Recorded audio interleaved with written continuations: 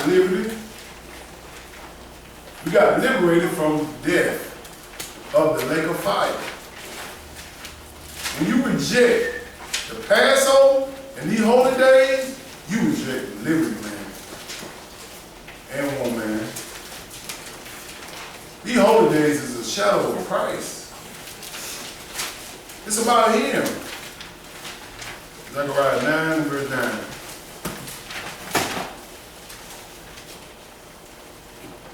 He don't want you to be so concerned about bread. You might bread, just do it. But he wants you to be concerned about the leavening of these Pharisees and the leavening of your flesh. Your flesh, that's trying to kill you every single day, every single hour. When I mean your flesh is, meaning your mind, your body, it craves this stuff like a diabetic craves sugar. That's how this flesh is. It craves sin. It craves it. It loves it. But he liberated us through Christ. Verse 9. Go ahead, brother. Rejoice greatly, O daughter of Zion. Yes, sir. Shout, O daughter of Jerusalem. Behold, thy king cometh unto thee.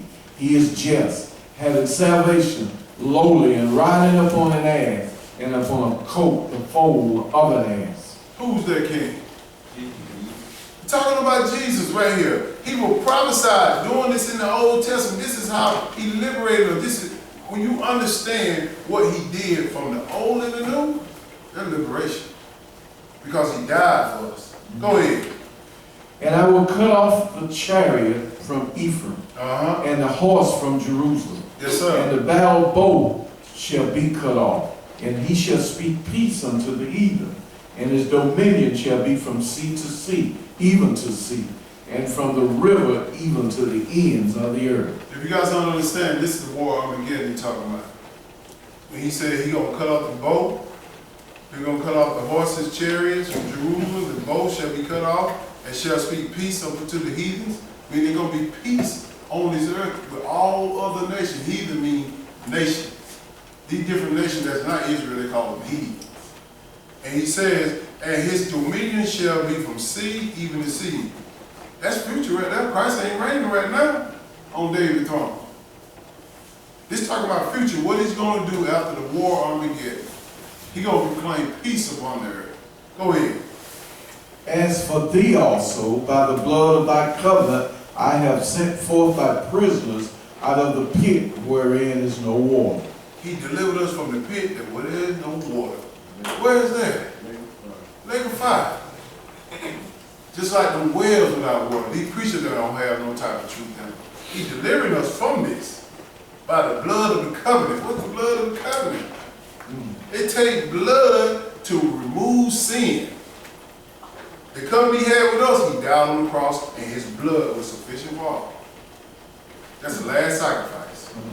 That's it. Let's go to Matthew chapter 21. Let me show you the same thing. They prophesied Christ in the Old Testament. He's going to do the exact same thing in the New. Matthew 21, verse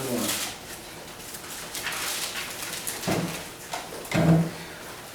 I want y'all to understand what you're doing.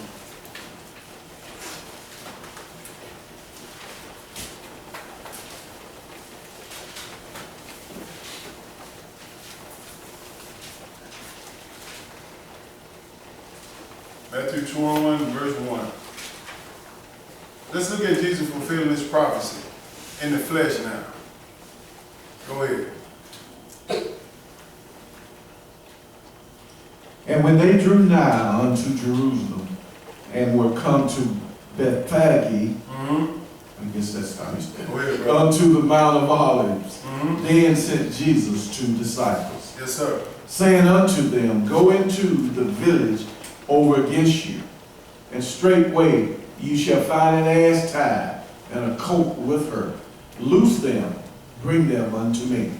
So if you don't understand what he's talking about, you looking at Jesus like, what? What are you talking about? Well, they read this prophecy in the Old. They knew about this prophecy. And Jesus fulfilled this prophecy right here. Bring that ass to me, or that donkey to me. Go ahead. And if any man say aught unto you, ye shall say, The Lord has need of them, and straightway he will send them. Because that man knows what this prophecy is all about. He gonna send it. With the man with some understanding. He ain't gonna let you handle his kingdom you don't know jack. What he can use you for?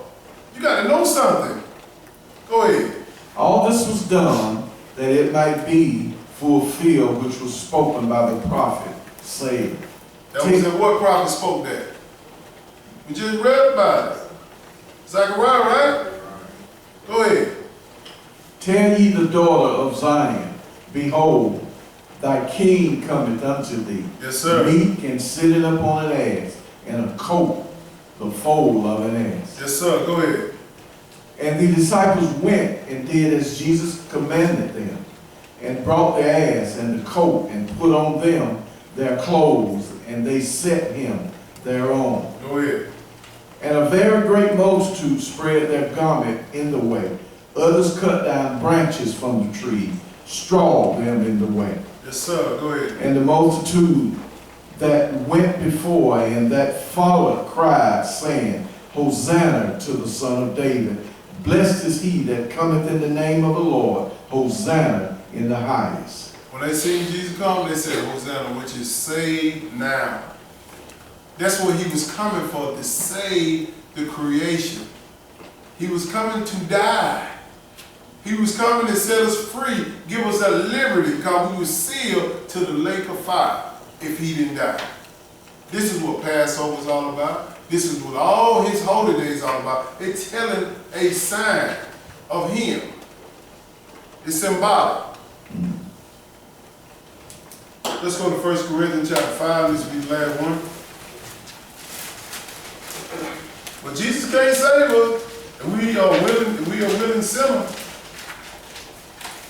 You can't be a willing sinner. It ain't playtime.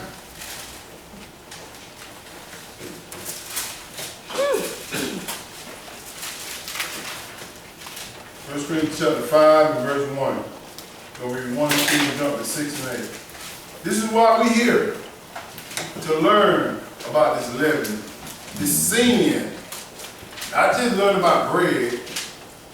It's okay, but please, you can eat all the unleavened bread you want, and you break these laws, it don't mean nothing. Nothing. You eat all the unleavened bread you want, but you got to make sure you understand the bigger picture. It's about sin. Purge that out. Verse 1, go ahead, brother. It is reported commonly that there is fornication among you, and such fornication is as not so much as named among the Gentiles, that one should have his father's wife. He said Israel doing some fornication like the Gentiles ain't doing them fornication like them. They try to get to his father's wife. Israel just, if we gonna do it, if we sin, we gonna sin to the 10th power all the time. That's our thing. Look at everything we do. We got to outdo everybody and everything. We talking about sin too. If you can't have 20 inch rings, you got to have 45 inch rings. That is real.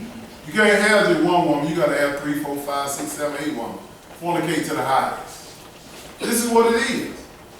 He said he ain't even heard this among the Gentiles, the fornication that we doing, our people. Go ahead. And ye are puffed up, and have not neither mourned, that he that has done this deed might be taken away from among you. Puffed up. You doing this stuff, need to get away from us. A lot of people don't even want to get, a lot of people really have a hard time separating themselves from people who sin. I have a hard time handling myself. I really do. I can't have nobody else around me that's doing just as much. I can't keep all y'all together and keep myself together. Jump down to verse 6.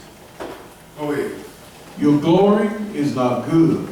Know ye not that a little leaven leaveneth the whole lump? A little leaven leavens the whole lump. It don't take that much yeast to make bread rise, but it's a bigger picture than that. A little sin will take you out. It'll make you the worst thing ever. It'll grow and grow and grow. At first it was just sinning in the mind. Now it's sinning in the flesh. You think about fornicating in the mind, now you're fornicating in the flesh now. This is where it grows at. Go ahead. Purge out therefore the old leaven, that ye may be a new lump, Purge it out. Go ahead. as ye are unleavened.